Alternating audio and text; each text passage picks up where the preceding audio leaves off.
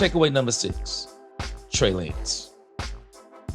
I talked about how Flournoy made it easy for Trey Lance to make the throw that he made. And I'm adamant about that.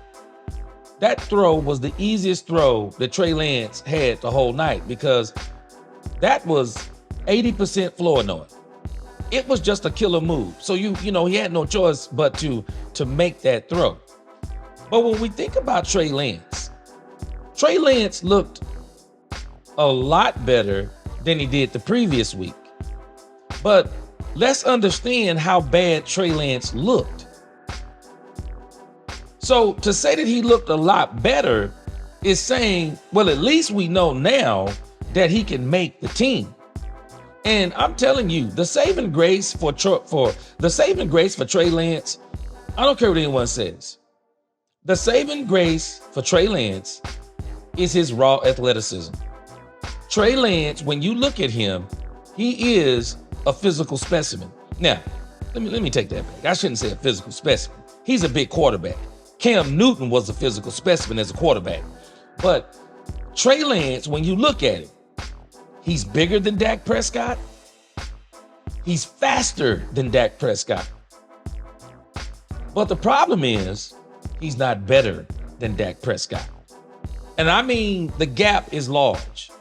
Even though Trey Lance is more physically gifted, Dak Prescott has hit the level to where he's cerebral.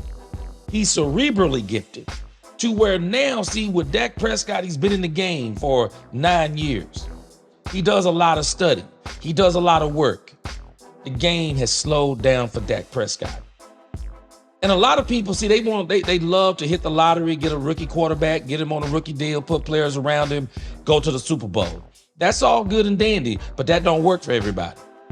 And so when that don't work for you, what you want to have a long-term quarterback.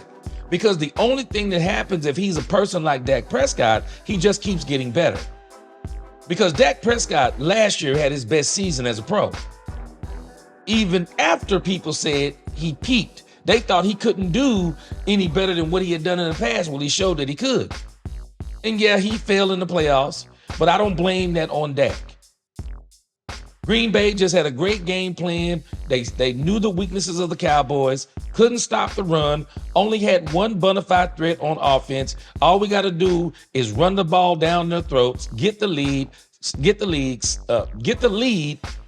CeeDee Lamb, and the rest was history. But Dak Prescott is a bona fide all-pro. He is.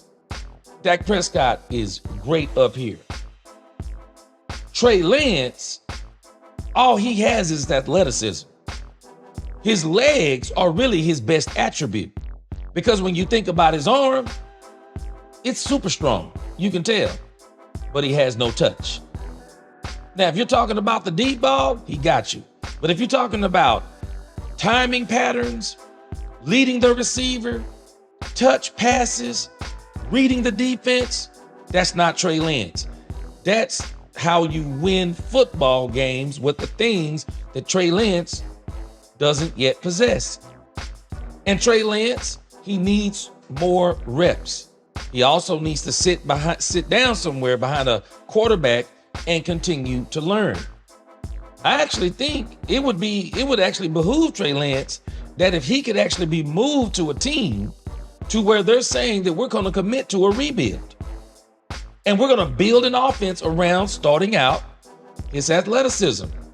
And we're just going to build. And while we're building, we'll let him get his reps in. We'll let him play 17 games.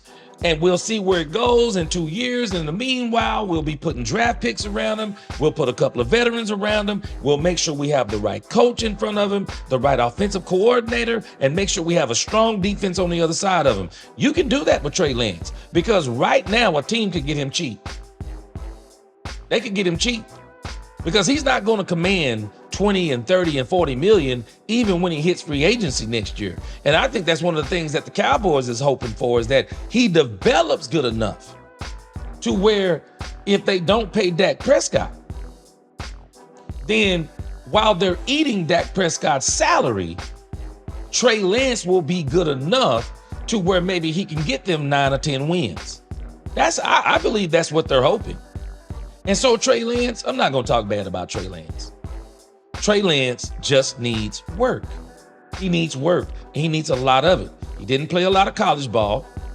He didn't get the opportunity to play a lot of pro ball because his lack of skill showed in San Francisco because he couldn't even beat out Garoppolo. And even with all of his quote-unquote athleticism, the 49ers gave up 3 first-round draft picks and a third. Got a first draft, they some kind of way they got a first-round draft pick, but whatever the case may be, they gave up 3 first and a third. But even with his great athleticism, even when he got healthy, they chose Brock Purdy over him. And Brock Purdy, I don't think Brock Purdy is as talented. But I think Brock Purdy, because of all the time he played, Brock Purdy was a little bit better up here. And that's not a knock on Trey Lance. That is going to come with experience. And we'll see how much does come with experience. Some quarterbacks don't pick it up, but I think that Trey Lance has worked with Dak Prescott now a year. And he's watching how Dak Prescott does his business. And I think it's one of the best things that happened to him. Dak Prescott is a studier of the game. He loves the game. He's a great leader.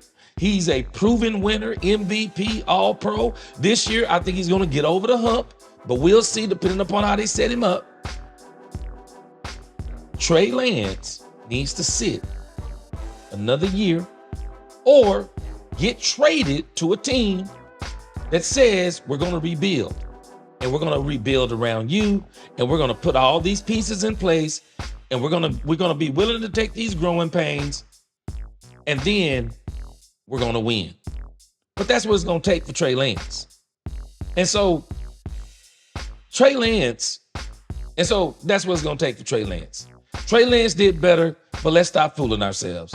Trey Lance is not ready to be a starter for the Dallas Cowboys, nor any other team, unless they're willing to go through the growing pains and go into rebuild mode.